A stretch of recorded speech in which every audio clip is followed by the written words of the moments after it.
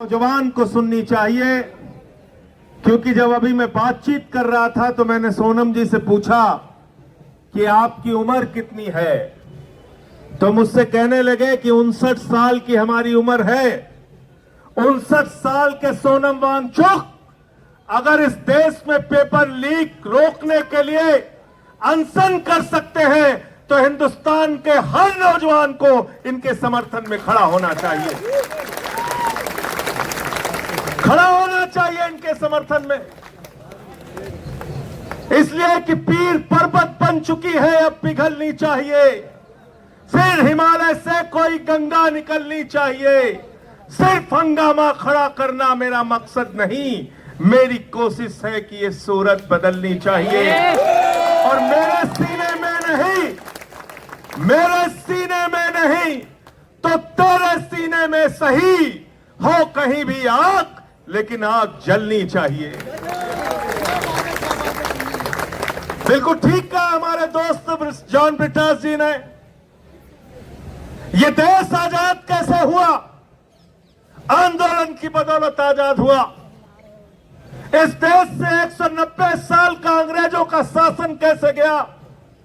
राष्ट्रपिता महात्मा गांधी के आंदोलन से गया, नेताजी सुभाष चंद्र बोस के आंदोलन से गया, शहीद आजम भगत सिंह की कुर्बानी से गया, शहीद सुखदेव, शहीद राजगुरु, शहीद अशफाक उल्लाह, शहीद रोशन सिंह, शहीद राजेंद्र लेली और 16 साल के खुदीराम बोस ने जब फांसी के फंदे को चूमा तब ये मुल्क आजाद हुआ।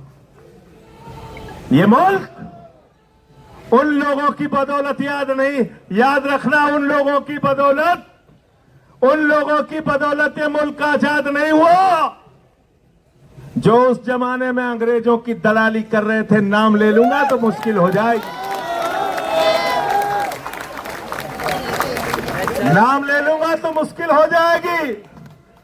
सदन में मुझसे कहने लगे वंदे मातरम पे बहस करो। मैंने कहा बेईमानो, 4 लोगों का नाम बताओ जो वंदे मातरम लगा के तुम्हारे पुरखे जेल गए थे। 4 के नाम बताओ। वंदे मातरम की बात करते हो, भारत माता की जय की बात करते हो। तुम लोग बात करते हो जिन्होंने अपने मुख्यालय पे 52 साल तक भारत माता का तिरंगा झंडा नहीं फहराया, उनसे कोई देशभक्ति का प्रमाण पत्र नहीं चाहिए। मुझे बहुत अफसोस है कि देश के शिक्षा मंत्री ने हमारे नौजवानों को देशद्रोही कहा। मुझे बहुत अफसोस और पीड़ा है कि इन नौजवानों को अपमानित करने का काम किया गया जो जंतर मंतर से अपनी आवाज लगा रहे हैं। मैं भारत के प्रधानमंत्री नरेंद्र मोदी और देश के शिक्षा मंत्री से कहना चाहता हूं, ये अपने हक के लिए यहां पर है, पेपर लीक को रोकने के लिए यहां पर है, और पेपर लीक पूरे हिंदुस्तान में रुकवा कर दम लेंगे। ये इनकी लड़ाई उस बात के लिए है। तुम इनको देशद्रोही कह रहे हो? जो भी अपने लिए खड़ा होता है, अपने लिए आवाज उठाता है, वो देशद्रोही हो जाता है। किसान आएगा काले कानून के खिलाफ तो कहोगे किसान खालिस्तानी है, पाकिस्तानी है, देशद्रोही है। नौजवान आएगा पेपर लीक के खिलाफ तो उसको कहोगे देशद्रोही है। मैं तो भाजपाइयों के बारे में कहता हूं, जितना पाकिस्तानी पाकिस्तान का नाम नहीं लेते, उससे ज्यादा भाजपाई पाकिस्तान का नाम लेते हैं। लेते नहीं लेते? बताओ, लेते हैं कि नहीं लेते हैं? देश से प्यार क्या होता है वो सोनम वांगचुक से आके सीखो, अभिजीत दीपके से आके सीखो। क्या होता है देश से प्यार? यहां पे जो नौजवान है उनसे आके सीखो, उनसे आके सीखो। थोड़ी शिक्षा तुम्हारी भी बढ़ेगी। लेकिन सीखोगे कैसे? तुम तो दूसरा काम सीखने में लगे हो, स्कूल लूट रहे हो। यहां नौजवानों को 2 वक्त की खाने की रोटी नहीं मिल रही है, लेकिन तुम लोग स्कूल खा रहे हो, अस्पताल खा रहे हो, सड़क खा रहे हो, बिजली खा रहे हो, पानी खा रहे हो, हवाई जहाज खा रहे हो, समुद्री तट खा रहे हो, गैस खा रहे हो, कोयला खा रहे हो, पेपर खा रहे हो और तो और प्रभु श्री राम का मंदिर भी खा रहे हो।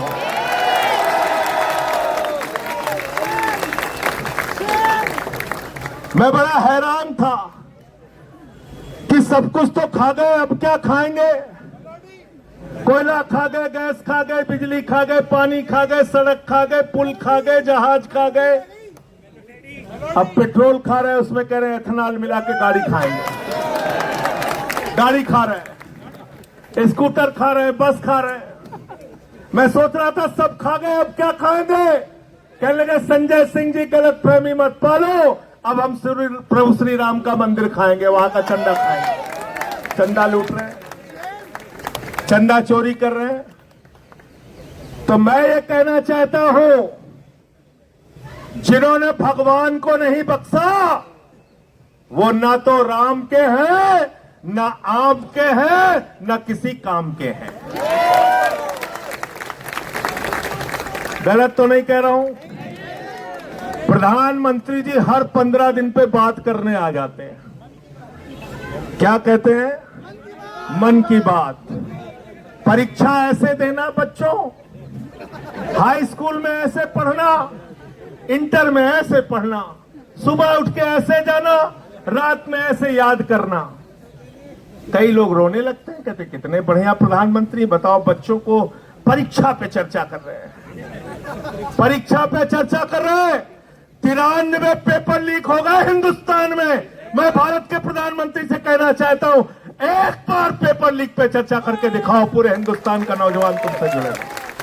करो पेपर लीक पे चर्चा। मैं चला गया प्रयागराज, अभिजीत जी, मैं प्रयागराज चला गया पेपर लीक पे चर्चा करने। हमारे कमरे में पुलिस वाले आ गए, ये स्टार वो स्टार बंदूक लेके सब पहुंच गए वहां पे। कहने लगे यहां पे आप क्या बात कर रहे हैं? हमने कहा तुमसे क्या मतलब? बंद कमरे में कहने लगे पेपर लीक पे चर्चा तो नहीं कर सकते आप। मैंने कहा तुम पेपर लीक कर सकते हो बेईमानो, हम चर्चा भी नहीं कर सकते, हम चर्चा भी नहीं कर सकते।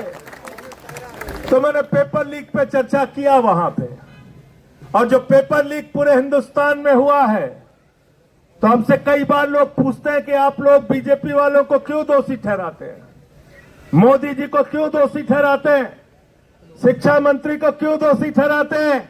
अरे इस सरकार का क्या लेना देना पेपर से? तो मैं उनसे कहता हूं, जितने पेपर लीक करने वाले हैं ये सारे के सारे चंदा चोर पार्टी से जुड़े हुए लोग हैं, भारतीय जनता पार्टी से जुड़े हुए लोग हैं। गलत तो नहीं कह रहा हूं, गलत तो नहीं कह रहा हूं। कहते कैसे पता किया?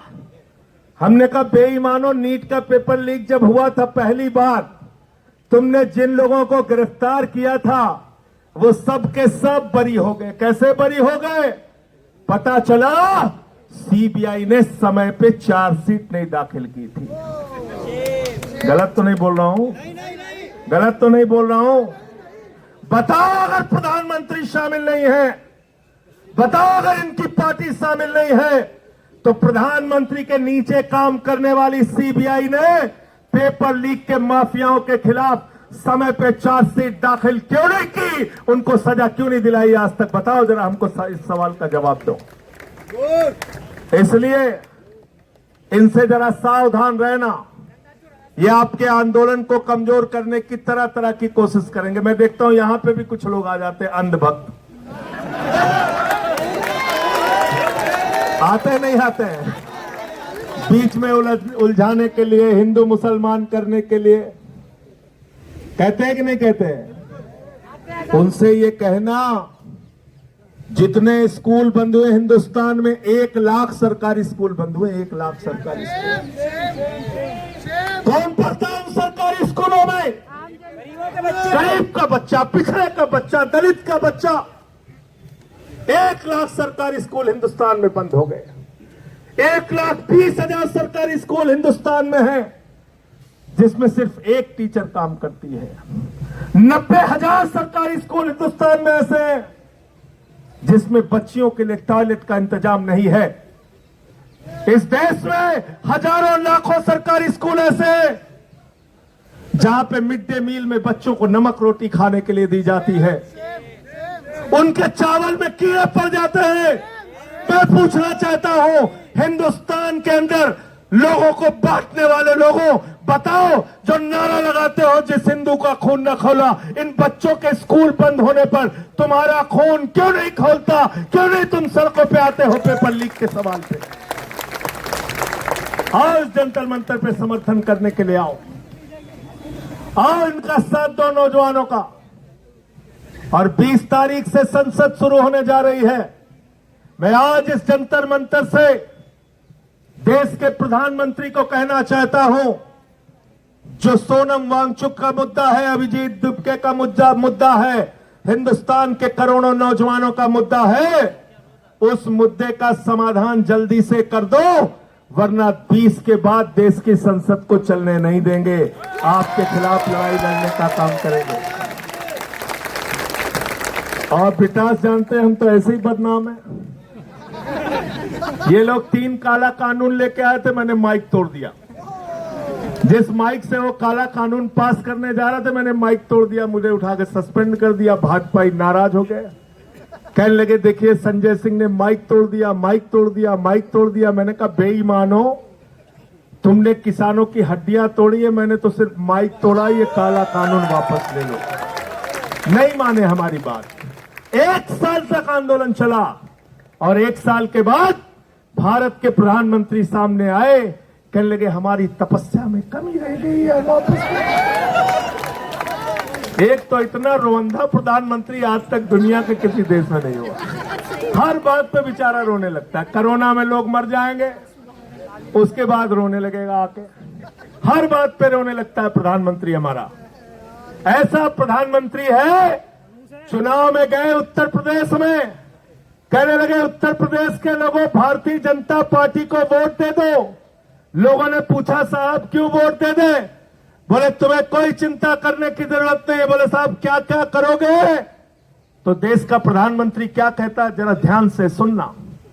भारत का प्रधानमंत्री उत्तर प्रदेश में स्कूल बनाने के लिए नहीं कहता, अस्पताल बनाने के लिए नहीं कहता, सड़क बनाने के लिए नहीं कहता, रोजगार देने के लिए नहीं कहता, फैक्ट्री लगाने के लिए नहीं कहता, पेपर लीक रोकने के लिए नहीं कहता। देश का प्रधानमंत्री कहता है भाइयों और बहनों, जरा हमको बताओ, अगर गांव-गांव में कब्रिस्तान है तो शमशान होना चाहिए कि नहीं होना चाहिए?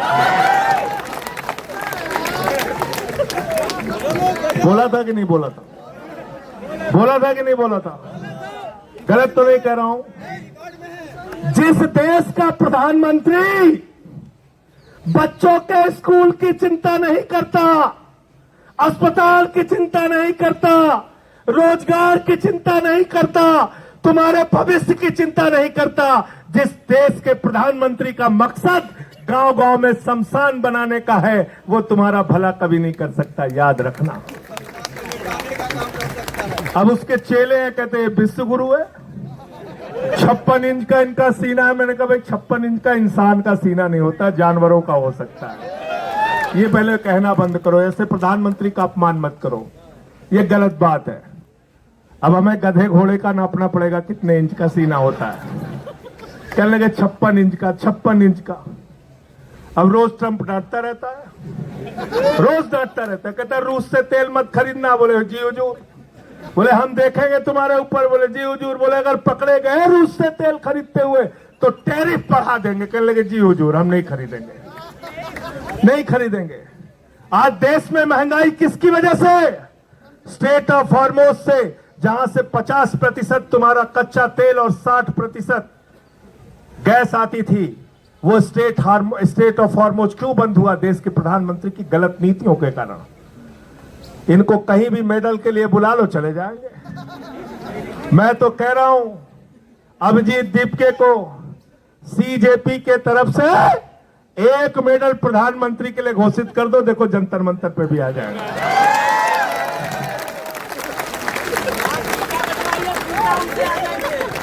घोषित कर दो 1 मेडल, पेपर लीक मेडल, कोई भी नाम रख दो, आ जाएंगे लेने के लिए। अभी कहीं गए थे, कौन से देश में गए थे? सेशल्स में गए थे। 1,15,000 की आबादी है वहां पे। उसी दिन उन्होंने मेडल बनाया, उसी दिन पहना दिया, प्रधानमंत्री चले आए वहां। इजराइल चले गए 3 दिन पहले युद्ध के।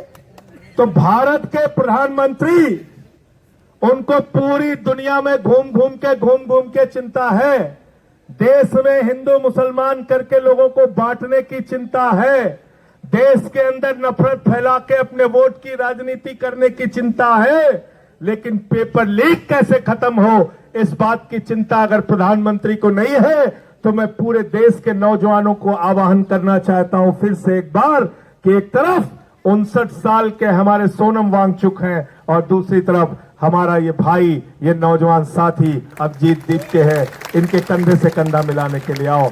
हमारा ये रंगा भाई है, इनके साथ दो। हमारे एक एक जितने भी साथी हैं इस जंतर मंतर के आंदोलन में, मैं सर झुका के आप सबको नमन करता हूं, आपके हौसले को नमन करता हूं और यकीन दिलाना चाहता हूं कि सिर्फ बातों में यकीन मत रखना।